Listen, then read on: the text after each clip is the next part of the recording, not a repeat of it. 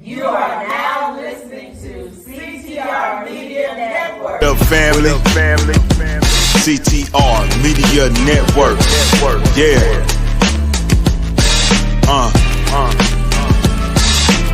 Best in the biz. Yeah. Join the team. CTR is who we are, the media network, that's the best by far. Whether you listen at your home, at your job, in your car, come get the information that's needed above par. Never lasting, motivational podcasting, giving you the answers to the questions that you're asking. Serious talks and topics, how to come up and profit, how to better yourself, your health is here, we got it. Reaching 350 million, they tuning in. We in 50 different countries, we all can. And like-minded, find your purpose and your assignment. Come get your fix, your feel, your mental alignment. Get active and speak to the masses. Build your influence all levels and all classes. Now you know you can monetize and grow. CTR Media Network, start the show. CTR Media Network. Welcome to CTR Media Network TV. Today's guest is here to flip the script on burnout and take us from overwork to overflowing with clarity, confidence, and compensation. She's a powerhouse executive turned radical reset expert, the founder of Fix Coaching and Consulting, and the author of transformative book, From Burnout to Bad Boo. You know I ain't gonna say that word right now. With 25 years of leadership experience and a legacy of guiding women and organizations to sustainable success, she's redefining what real self-care leadership and legacy building looks like. CTR Media Network family, I want you to get ready to reset your mind, reclaim your energy, and step into your positioned to paid era. Let's welcome to the show, Dana Cox. Welcome to the show. Hello. Thank you for having me. I'm looking forward to spending some time with you and the CTR family. Yes, I am so excited because as entrepreneurs or content creators, especially women, we juggle many roles, many hats.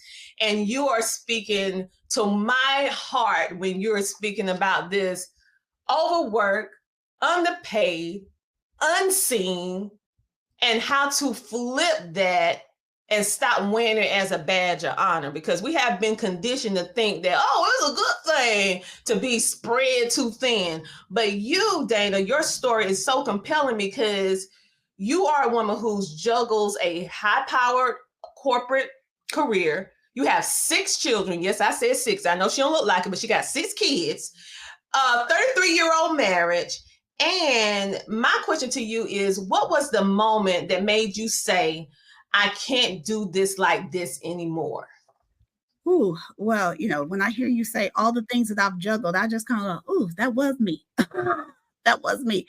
I would absolutely. So there's been many different pivotal points, I would have to say, Dr. Tina, but the one that really stands out the most is, catching my own reflection in my kitchen window early one morning when the house was really quiet and things of that nature, and not recognizing the woman staring back at me.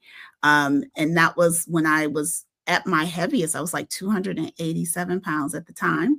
And, back hurt, knees hurt, a lot of stuff hurt. But on the outside, right, from a professional perspective, it was popping, right? It looked good and all of those things. And, the kids got where they needed to get to and everything was getting done. But I was sacrificing myself. I put a lot of myself on the back burner because I was shouldering a lot of responsibility, playing all the roles that you mentioned, right? And prioritizing those things where I wasn't prioritizing myself, my sleep, my peace of mind. And, the body definitely keeps score of the things that you are not paying attention to. So that was the moment. That was pitiful. I mean, like when I think about it, was very seeing your own self-reflection. Mm-hmm. And you did not recognize who that woman was. Mm-hmm. And you also mentioned, it reminds me of a mask. from the outside looking in, everything, all those little things that us personalities, those checklists. Oh, check, children are okay. Check, marriage is okay. Check, I have a great job. Check, I make 6 figures. I'm in corporate America. Check, I have the house. I have the family. I have the biz. All the checks that we feel like we should have in order to have what people say, quote unquote, to be successful. And then you look at yourself vicariously in the reflection of the window and say, this is not what I envisioned for myself. Who am I? How did I get here? And most importantly, how do I change it? So my question to you is, we have all these myths. Do you think women still believe about this thing called success and balance? And what is it that's just holding us back as women from just thriving? Because we put too much on ourselves. We do. We carry a lot of weight, right? And it's the roles, right? And I think a lot of it is rules, right? And I use the term, I'm going to use air quotes, right? Rules, right? We've been conditioned there. Some of these have been spoken over us, to us, and we've been told that we need to show up in a certain way. And we've used that as our roadmap, right? You mentioned what success, quote unquote, looks like based upon someone else's definition of what it looks like. We haven't been able to define it for ourselves. Somebody else has given us the definition. They filled in the blank for us.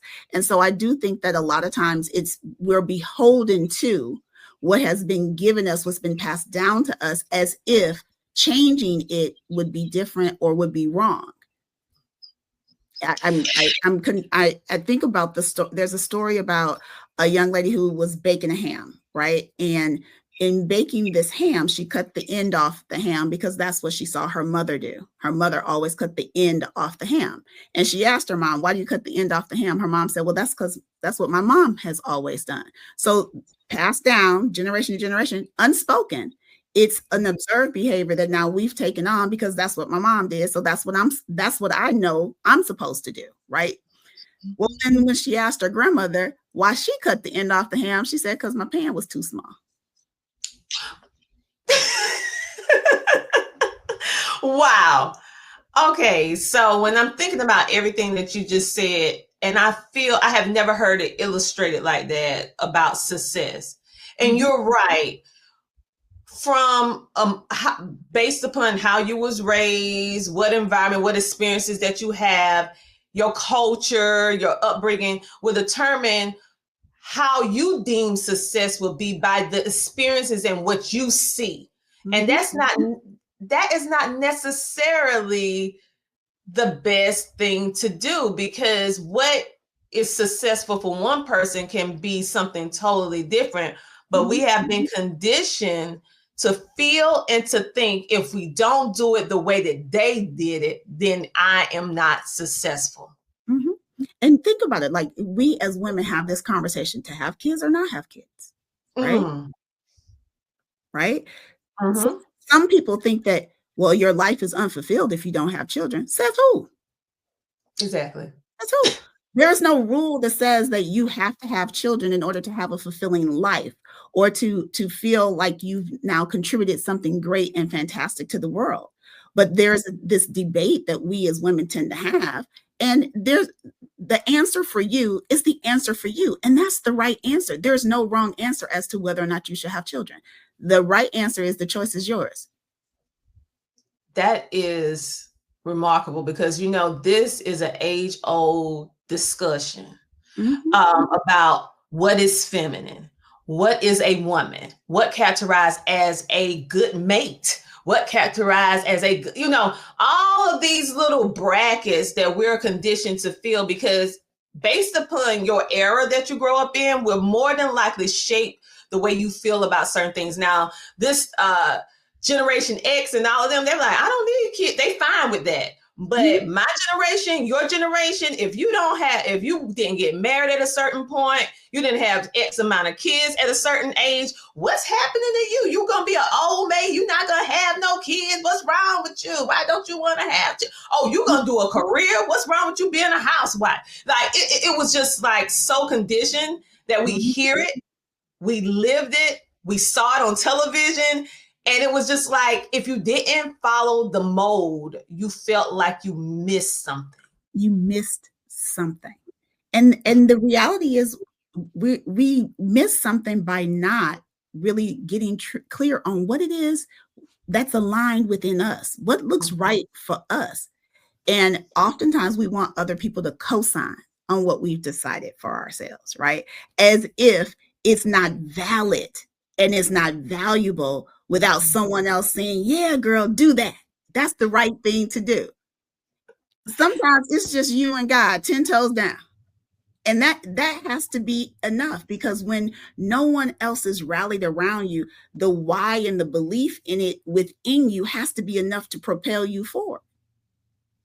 That's true. That is absolutely true. And when we're thinking about this burnout, this leadership, and in essence, what we're doing this truth telling on this episode today. Ladies, we have to drop all of this unrealistic expectations. So you say burnout isn't a badge of honor, which we have been conditioned to burn the candle at both ends and be proud that, oh girl, I'm burning the midnight oil. I'm working late tonight. That's how we do it to be successful. But yet so many ambitious women still wear it like, if you're not doing this, then you're not successful, or you're not working hard enough. That's why you haven't achieved your goals. So what is the real cost of staying in the survival mode for so long?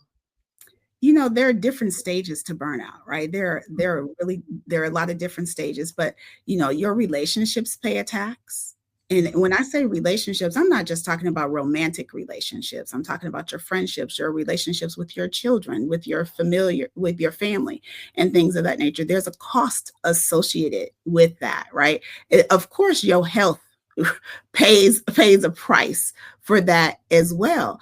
And, you know, I call it the success tax, right? These are the hidden taxes that we pay when we don't really prioritize the things that really matter the most to us, but we're chasing after something. There's a cost associated with every decision you make. There's a cost to do the thing. There's a cost not to do the thing. Only you are the one who can determine if the cost is too high for you. But oftentimes we stay so busy that we don't slow down enough to even assess the situation, because Lord forbid we slow down. Lord forbid we slow down and we come face to face with ourselves. We don't necessarily want to do that piece. That's true. Because that's where the truth, you know, we get stuck with sitting with our own thoughts and our own selves. So we be like, oh, I don't want to be here. I don't want to dig this up. I would rather be busy in someone else's business than have to sit and assess my own business and really get clear on what it is I want, or how happy I am or am not, right? One of the things I asked, and I shared, I should say, with some of the ladies, is I could tell you with my children, I knew everybody's schedule, right? I knew where everybody was supposed to be, the soccer matches and the cleats and the this and the that. I knew everything, and I could schedule plan a party, deal with a crisis at work, get all my kids where they were supposed to be, and pack the lunches all by 10 o'clock in stilettos. Okay. However, that, you know, I was playing all the roles, right? But in playing all of those roles, when I strip it back, if someone asked me what lit me up, what brought me joy, what made me excited in my life, I couldn't answer that question. And that is the joy. What brings you joy and what lights you up needs to be separate and independent of your family, your friends, your paycheck, your job, your to-do list. What is the thing? Because if we take the time to assess that, many of us have to be honest with ourselves that we stopped doing that thing a long time ago. That For me, it's salsa dancing. I love Latin dancing. But at that point in time, when I came face to face with myself, I couldn't remember the last time I had gone Latin dancing.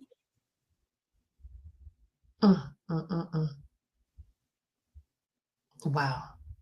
And I'm just thinking about all the women and even possibly men too that's watching right now that now have what you saying, the realization hitting them right in the face. And I'm not going to leave myself out because what you're speaking about, I personally experienced. I had that, I would say, that in or out of body experience. But the sad thing is it took a very bad health condition that made me stop to see, because I couldn't do anything else because, hey, now I'm sick, I'm in the hospital, and I had to think about, how did I get here? What happened? And then once I started getting back on my feet, I reached out for a job, another job, like to work, do media and stuff for another company. And I went through all the interviews and just passed every interview. And you know how they push you up. Once you pass one, you go to the next one, you go to the next one, go to the next one. And literally, this was the last phase of the interview. And literally, this question stumped me when they asked me this question, because I had all the answers until they got this question. They said, what is it that brings you joy? I'm like, because like, we see, know that. Like, why do you want to know that? Yeah. And I'm like, they was like, your resume is very impressive. Everything that you do, like we check your references. Everybody has glowing recommendations, your education, everything. But what brings you joy? And I start rattling off, this brings me joy, that brings me joy. I do this, I do that, I do this, I do that. They said everything that you mentioned is attached to somebody else or an organization or a cause that you feel passionate about. But what is it that you detach from the organizations, your family, your husband, your kids, a passion project, your entrepreneurship? What is it that you feel joy about? Don't you know, I could not answer that question. I mean, literally, they was like, okay, and they was like, I want you to come, we're going to reconvene in 48 hours. We want to hear what you have to say. We're going to let you think about it. I kid you not, I realized in that moment that I lived my life for everything and everyone else but myself. And I don't know when I lost Tina, dropping all the titles, the doctor, all the letters and all that. I don't know when I had lost Tina. And that's when I went on a journey to find myself, to figure out what was that disconnect with myself, because clearly I'm connected with everybody and everything else, but I lost myself, in the process of doing good works, right? And so, but I'm going to be honest with you, Dana. It took me 3 years on a self journey, learning to love myself, taking myself on a date. How about that? Come on. Myself. All right. And so when you say this, it takes me back to that time when I realized that I lost me in the midst of doing all the things. They were happy, but sad to say, I wasn't. And I didn't even realize it happened until that interview. And so, needless to say, I didn't get that job. But you know what, Dr. Tina, you got something so much more poignant in that moment, right? You got brought face to face with the fact that you had lost yourself. What a gift. What a gift. It allowed you to go on that journey to finding yourself, to reconnect with yourself. What a gift. It is. And ever since I've been able to reconnect, life is different. I mean, it's more purpose driven. I'm more confident, and I am like, no, that don't work for me. I don't like that. You know, and I'm very vocal on certain things that I do like, certain things that I don't like, what I will do, what I won't do, and I will not jeopardize my peace, my joy, my happiness for no gig, no whatever, because I'm finally in love with me, and I never loved myself like I thought I did. You know, we all feel like we do, but in actuality, do you? Are you taking care of your body? Are you doing the things that you? And so it was hard though. I cried a lot. I went through a lot of anger. I couldn't believe I got myself to that point. But when you say all of this, you guys, when she say this, it hit me because it took me back to when I was the exact same thing that she described. But it took me longer than the average person to get to where I am now. Each of our journeys is different, right? The point to get there, right? Some of us, it might be 3 weeks, it might be 3 days, it might be 3 years, it might be 10 years, right? But everybody's journey is different. The thing is, give yourself permission to go on the journey, right? Give yourself permission to go on the journey. The thing is, joy is not, it's not a reward. It's not a luxury. It is truly something that you have a responsibility to experience. You have a responsibility to experience joy in your life on a daily basis. On a daily basis. So get clear on what that is. Joy is personal. Joy is portable, but joy is absolutely your responsibility to have. Yeah. And if you don't have it, you need to figure out how you can achieve it, because once you reach that point, and having joy does not mean you're not going to ever have any problems or situation that arise. It just means that you understand what it takes to bring yourself back to your happy place more quicker, without less bruises. Okay. Because life is going to do life things, but you have the tool now, you have the awareness to be able to move forward. And I didn't have that before, but I had it for everybody else. I knew how to bring a smile and joy for everybody else around me, make them feel fulfilled and whole. And I'm over here not whole and feeling like I didn't even know what I got to the point. I didn't even know what I liked. My husband's like, you know, you never buy yourself anything. You do everything for everybody else, donating. You do everything for the kids, for myself, for your parents, and everybody. What is it that you want? I was like, I don't know. Like, I don't even know. Wait, what you like? What you want to go? I don't know. Like, what movie you want to go see? Yeah. It's interesting, isn't it? And you know, you mentioned being there for everybody, right? The ride or die, you always show up, you the dependable one. You got real broad shoulders, and I'm not talking about shoulder pads, right? Because you holding up the world. You're holding up the world. But as the strong friend, right? The strong person in your family, the dependable person in your family, when you in need, who do you go to? Child, the only one I have is my Heavenly Father. You know, which is the best one, but I'm talking about having a person. I had to learn to reevaluate my close circle, the top 5 people that's around me, and made sure that I had someone that can uplift me in that friend group. I am not the only one that is carrying the whole group, the one that everyone calls when it's a problem, the one that everybody needs me to pour into. I made sure that in this reevaluation of the top 5 people that's closest to me, that I made sure that I delegate my winning team. Someone that can help me spiritually, physical, emotional, business-wise, personal-wise, and not no yes people. People who are going to tell you yes just because I don't want to hurt your feelings. If I need a no, if I need some redirection, let me know. And so, but it was hard to change. It was hard to do that and make that executive decision in my life.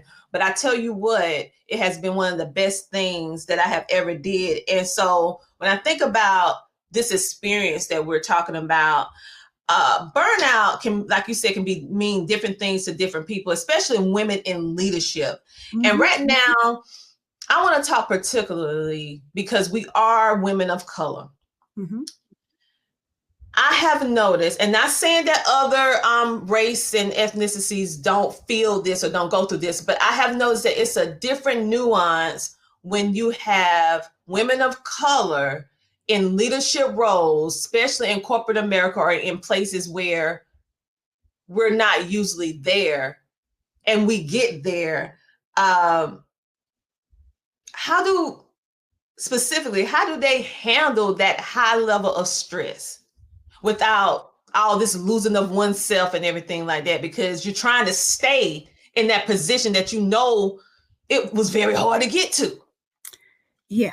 So one thing I think is really important is we just need to acknowledge that the system that we're a part of wasn't built for us.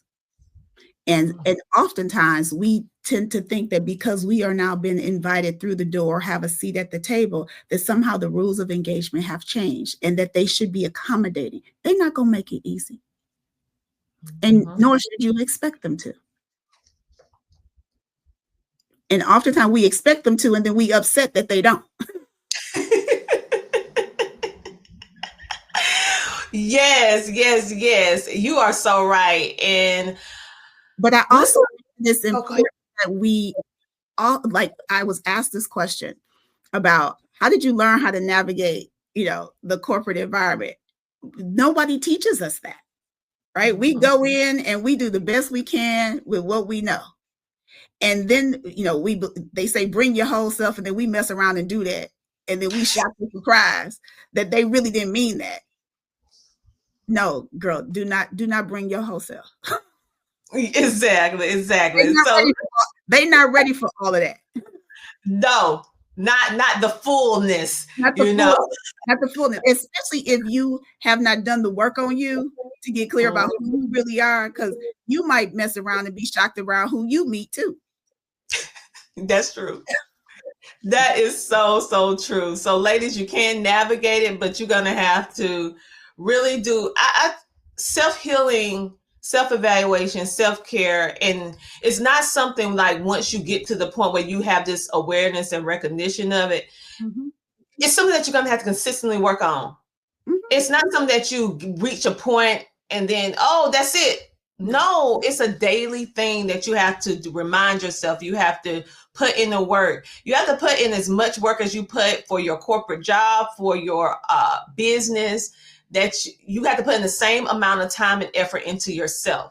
And don't get so caught up in what you love to do that you forget to love yourself in the process, or you're not giving yourself grace to be able to take a break. Feeling afraid that you need to take a break. You don't need to take a break, sis. Take a break. But you meant it. So it's interesting you say that, Dr. Tina, because I think that we offer grace to everyone around us. We are so easy to give grace to everyone else, but we don't give ourselves the same level of grace. We don't give ourselves a pass. We are very critical of ourselves for wanting to rest, for wanting to be joyful. Yes. For wanting something different. How dare I want something different? But if your friend wanted something different, you're like, yeah, girl, you can have that. Right? I got you. Like, we have to be able to give ourselves the same level of grace. When and this is daily work, right? When I look at myself in the mirror, I don't be like, oh, I'm all that in a bag of chips. I get there. But if we're really honest, unconsciously, we're critical of ourselves. My neck is drooping. The lines in my forehead. Ooh, these bags under my eyes. I'm carrying a little extra around the middle or in my hips. We pick ourselves apart. We do. Instead of loving on ourselves. You talked about loving yourself.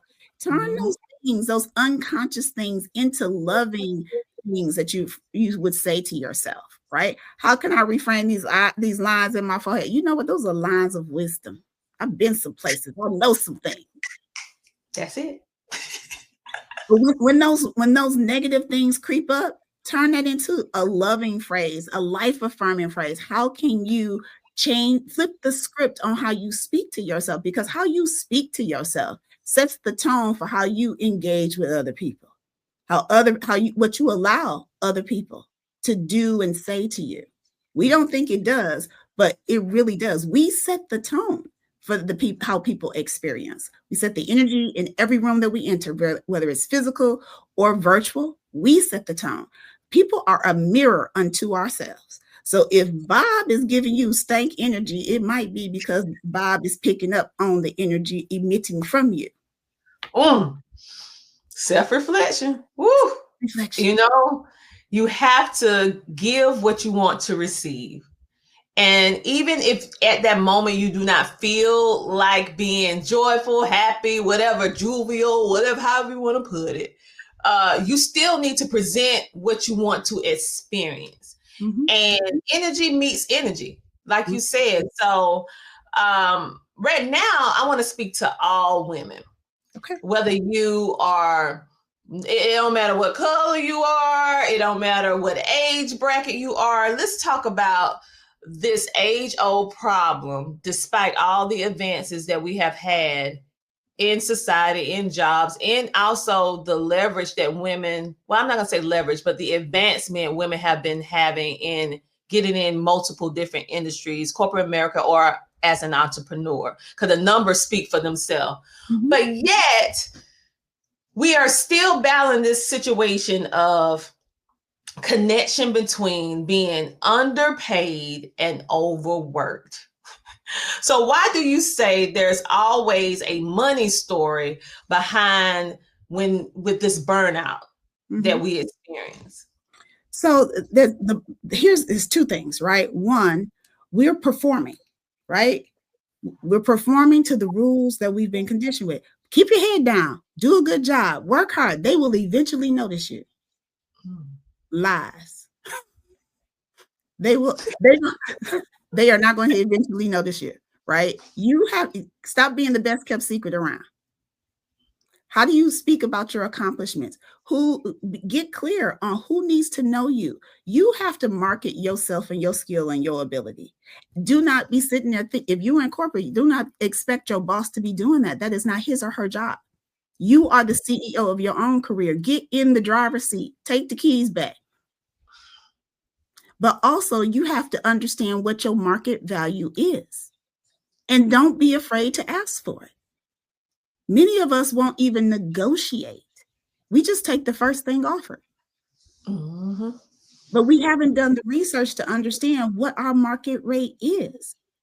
All the years of experience, all the education, what is your number? And then practice saying it to yourself in the mirror, because if you can't say it to yourself with your chest, you're not going to ask nobody for it. And if the number don't make you sweat a little bit, it's too small. Make you nervous. Make you nervous a little bit. You want to be checking to make sure that you put on your deodorant today, right? Am I sure? Am I sure? Yes.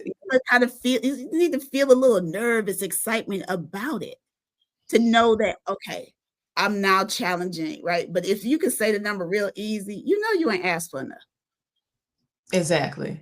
So we have this pay, we continue to have this pay gap because of the fact that a lot of times we're not asking for the right number and we're not negotiating for ourselves. So we need to understand what our worth is, or what our true worth is. What's the dollar amount that we garner on the marketplace?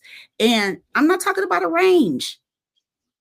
When you go to the car dealership and they have a price on the car, they don't have a range on the car. They have a price on the car. Because if you give somebody a range, give me a range, I'm going to offer you the low end of the range. Who want to pay more for it when you tell me I can pay you X? That's true. Right? So we need to get clear on that. And so I think part of it is that we're working so hard to prove ourselves, hoping somebody recognizes and notices us, versus being strategic in taking on the work that we take on and being clear about how we market ourselves and speak about our accomplishments in a way that is powerful and confident. I did 28 projects this year. So what?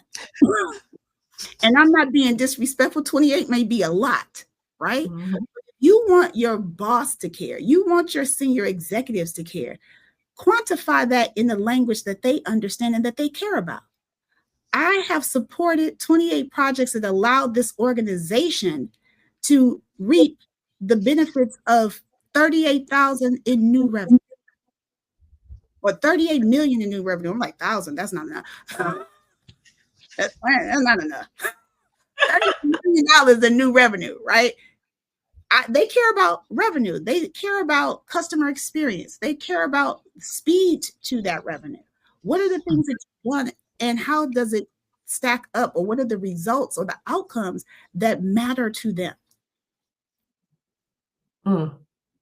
So with that being said, you have developed this amazing framework, which is called position to paid. So can you walk us a little bit through this process? Actually, you just did, but actually you just did walk us through how we can transform. But is there anything that you would like to add to it? Because I feel one of the problems too with this pay rate gap, if that's what we're saying, how we're going to phrase it for today, is as women, we are not comfortable speaking about money.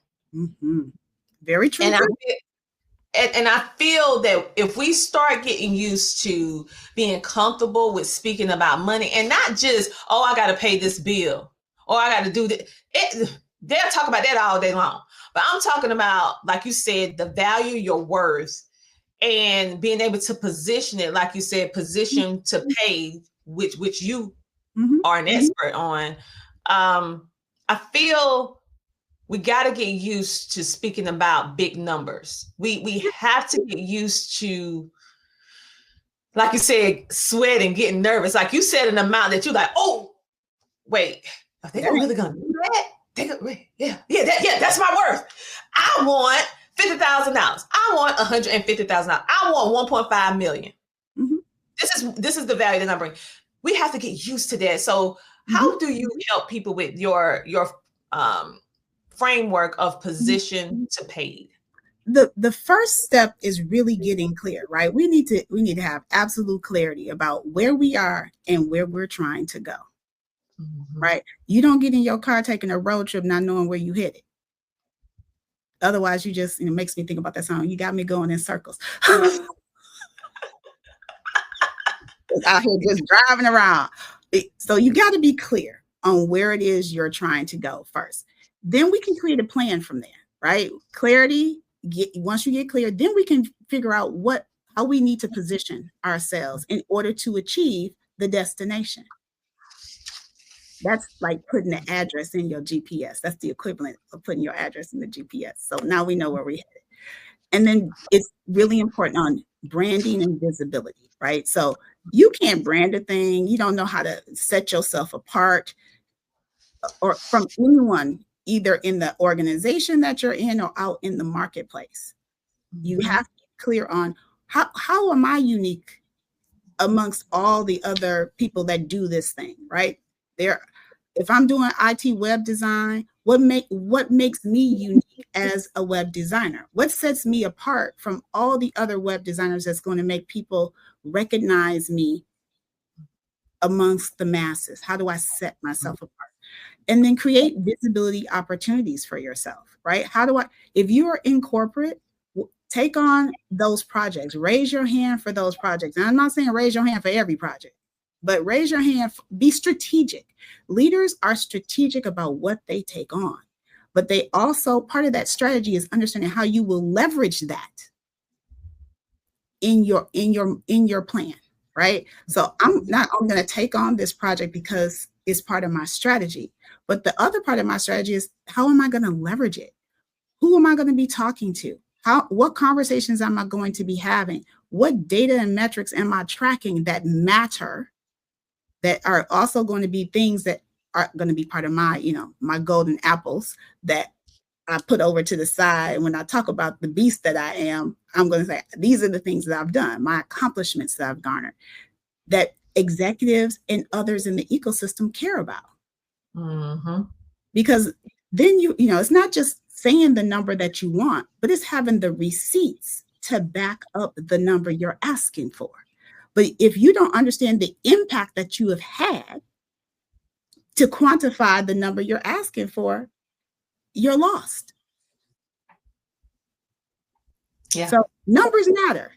Numbers matter, and we have to get very comfortable talking about the numbers and tracking the right things, because sometimes we're tracking the wrong things. We're majoring in the minors. That's true.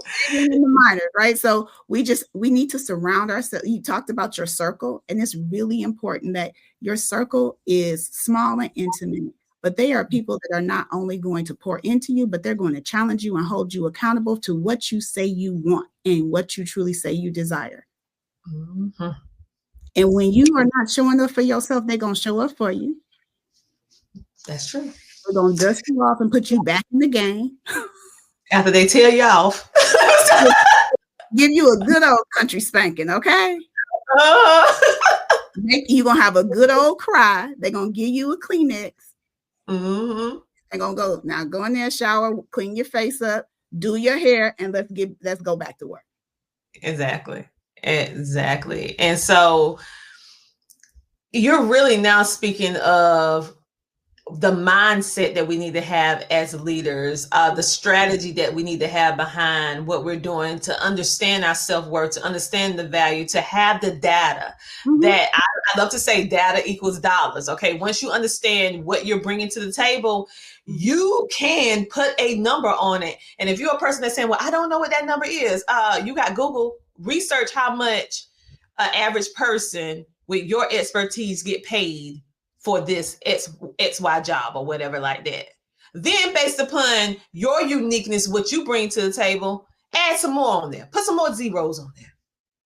And then now you got all these receipts, you got all these people that can speak of the value that you bring. You have if you corporate, you got all these projects up under your belt, how your voice actually helped push that project further than it could have been if you weren't with them. And then on an entrepreneurship scale, how many clients has you helped? How many people speak about your business? What have you done for them? What are the results of what you do? Are they better? Mm-hmm. Are they the same? And all of that, like you said, you can add on to your value and be able to get that solid number so that you won't be second guessing yourself. So with that being said, speaking about the mindset, what role do you think the emotional intelligence, or even because we hear a lot about neuroscience now, play in sustainable success and leadership when we having that emotional intelligence? I think it's really important, and it's really starting with understanding yourself, right? If you can begin to understand others, if you can understand yourself. But it's something that you said I want to kind of jump back to really quickly, because I think that I see a lot of business owners that do this, right? They have had experiences and they've had successes before they became an entrepreneur that they almost tend to sever themselves from when they step into entrepreneurship, as if they've now a different person. Those are still your receipts. They are still part of the value that you bring now as an entrepreneur. Those, you don't leave those gems behind. Those are still part of your story and the value of your package. It just because you did it in corporate or in a job situation doesn't mean that it doesn't still add value as you are an entrepreneur today.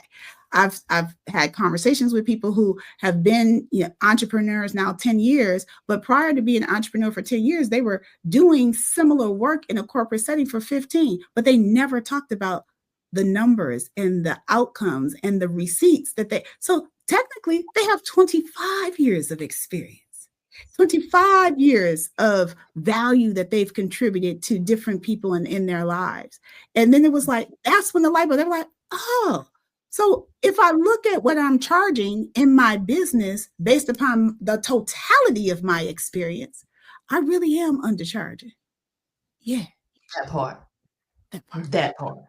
part. So now you have taken us, Dana, now we understand our worth. We now have identified our number, and we are confident that we're going to get but we're not going to leave ourselves out. We're going to have that joy. We're going to have that happiness. We're going to give ourselves that time. We're going to still do the other things, but we're going to make sure that we are not wearing burning the candle at both ends as a badge of honor because of the burnout, right? So once we get to this point and we have finally made a decision that this is what I'm not going to do, this is what I am going to do, because now I understand, now it's right in my face, I understand, I know what to do. How can high achieving professionals protect their energy without feeling guilty? Because at this point, you're going to do less because you understand your value, your worth, and what you need to do for yourself. So how do we leave the guilt behind? It's a journey to leave the guilt behind, but I think that it's important to create a pipeline, right? You start as a leader, you are going to be strategic about what you do versus what you delegate to your team, right? And see it as an opportunity to grow and develop others. You're delegating, yes, it takes things off of your plate. It frees you up to really think about things more from a strategic level and things of that nature, or do the things that only you can do. But in doing that, you are now giving someone, you're giving, right? You're giving and enabling someone to grow a skill, to develop a skill that they wouldn't have had the opportunity to, because you've now delegated something to them. And you are, and I'm saying delegate, not dump, because the two are very different. Okay. You are delegating. Let's elaborate on that, because I might be dumping. So when you delegate to someone, you are giving them, a framework and guidelines, right? This is the thing I need you to do. This is the outcome we're trying to have with it. You're educating them. Now you're there as support. It's kind of like you helicopter momming a little bit, but you're there if they need you. They don't feel alone. Dumping is take care of this, and you don't give them no inputs, right? You just take care of it. And they're like, what am I? What is it? What's the intention? I'm not dumping. I'm glad. Woo, I was nervous. I was nervous for a moment. I was nervous. I might be because the goal of delegation is to set them up for success, right? And that they may come to you if they have questions. When they bring it back to you, also add a buffer in there, because you want to look at it before it's final. So add some buffer time in there so you can review it and give feedback so that they can make edits to it. And then it's final. And they're learning you're teaching, but they're learning, and you're enabling them to now do this thing, right? You're creating a pipeline of people that besides you, somebody else can do it. And they can do it the way in which you like it to be done, which gives you peace. It gives you comfort. And you can trust them with the thing that helps you have less anxiety about it and less guilt about it, because then it frees you up and they feel more a part of it, like they have skin in the game and things of that nature. That's great. So Dana, you coach both individuals and you have coached people from organizations. So what do companies get wrong when they're trying to address this burnout in the workplace? Or let's be honest, are they even addressing the elephant in the room with burnout? And if they are, what should they be doing instead? Well, I'm going to say, I'm not going to lump them all together, right? Okay. But I'm going to talk about this at a higher level, right? I think that they're well-intentioned. So I always like to start with they start with good intention, right? But the way in which they go about it may not necessarily, you got to fail fast and figure it out, right? Just adding a yoga class in the middle of the day is not the answer to my burnout, or, meditation or whatever. And those things are good. So, I love yoga and I love meditation. So I'm not saying this to be negative in any way, but I do think on this side, post COVID, what burnout looks like is a little different, especially for those, I'm going to say, in the working class. And I'll say it that way, because if you think about it, there are a lot of businesses and services and programs that did not survive COVID, that moms and dads and those that are in the sandwich generation depended on pre-COVID. And now in this post-COVID era, where companies are really pushing for the return to office so that you can have that face-to-face, the interaction, and all of those things that help build culture and community and whatever. And some of the things that they're missing is the fact that mom and dad don't necessarily have this access to the same things that they did pre-COVID, right?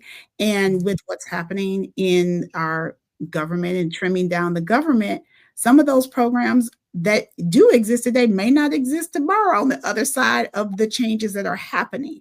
And that ensues a lot of stress for those of us in the working class who may not have access to the same level of capital that a senior executive would have. And so I do think that those things are not talked about enough. Those things are not really addressed. Those are to me, that's an elephant in the room, especially,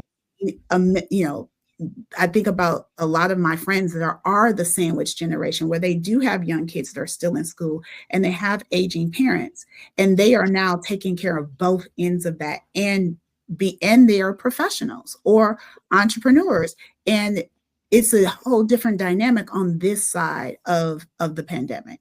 And so I think, one, creating a safe space where employees can truly tell you what's really going on and what they really need, and being creative in the solution, right? Yes, you would like people to have 3 days in the office, but that may not necessarily be possible for everybody. Now, there will be some that will take advantage of the flexibility, but the vast majority won't. Right, the vast majority of people do have what good intentions and integrity. So you give people, I like to give my children enough rope till I have to yank it back. I think the same thing is true in the corporate environment, but I do think that a lot of the executives that are making the decisions don't have the same lived experience of the people that they are leading. And so therefore there's a disconnect in how they approach these things. And so I would say there's a missed opportunity there. I agree. And with all your experience with how you help so many women step into being empowered with leadership, what's the one message you want to leave with the women today who are watching, who are going to be listening? Is they hear all this and they finally realize, oh my God, she's talking about me, and they're quietly suffering behind the scenes. What a bit of advice that you can give them today? What I would say is, you are brilliant. You are fantastic. You are amazing. You do not have to burn yourself to a crisp to prove it. That is so true. So I want to give you an opportunity to share with us anything else you would like to share, as well as any projects or how you want our people to connect with you. Oh, absolutely. So if you want to find out more about me, the position to paid framework, you can definitely find me at danalcox.com. And I'm on LinkedIn, I'm on Facebook and Instagram. Would love to connect with you. I have a few things that are coming up. I just left the 3V Women's Conference in Philadelphia, which was absolutely amazing. And I'm looking forward to them putting the next one up. Next, I will be in Atlanta at the end of the month for TSP Live. So if you are in the ATL area and you're going to be attending TSP Live, Traffic Sales and Profit Live, come by my booth. I do have a booth for fixed coaching, so I would love to see you there, meet you. And in September, I am speaking at the Small Business Owners Conference in Milwaukee, Wisconsin. So those are a couple of things I have coming up, and I would love to connect with the CTR community at those events or online.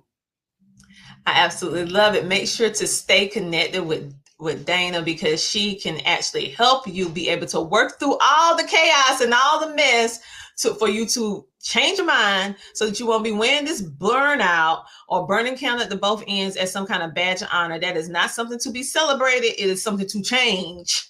It is something that you need to change. And so thank you so much for sharing all your tips and strategies, and also your position to paid framework, because at the end of the day, people who are unseen, people who are undervalued, they just want to be seen. They just want to be valued, whether they're a woman or not. And the strategies and what you're actually doing is actually helping those unseen. I like to say you are the voice for the voiceless. And now you're training them how to amplify their voice in corporate or entrepreneurship arena. And so making it very clear, making it very simple, and you make us smile at the same time, because we're talking about some deep stuff, but you made us smile. You made us smile. So thank you so much. Is there anything else you would like to say?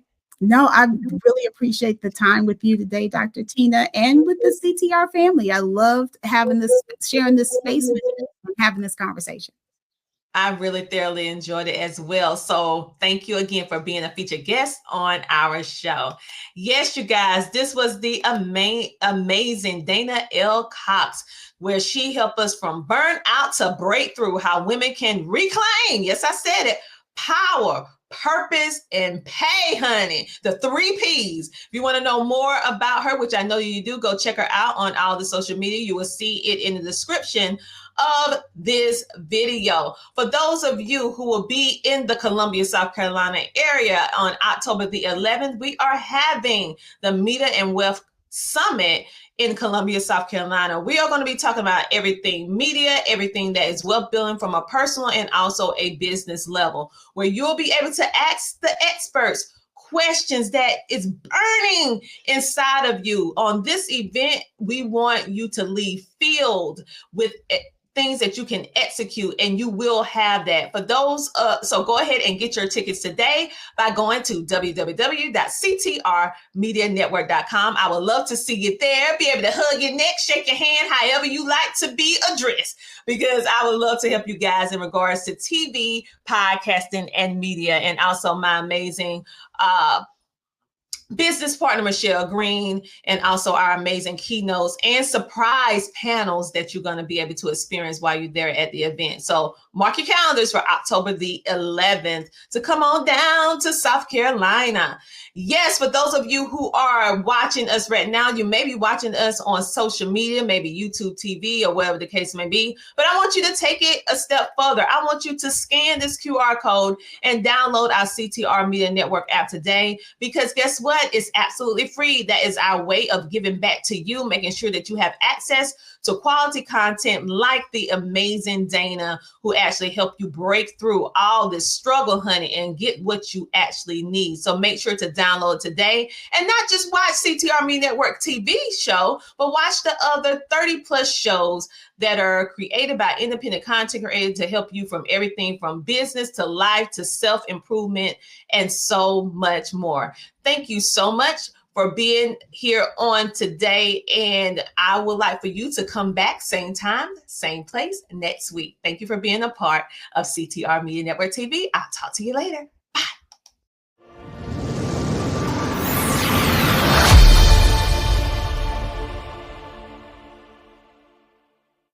Have you heard about Book Authority's best new podcasting book winner, which is Dr. Tina J. Ramsey, for her book, The Power of Podcasting, Unlocking Tips and Strategies for Podcasting Success.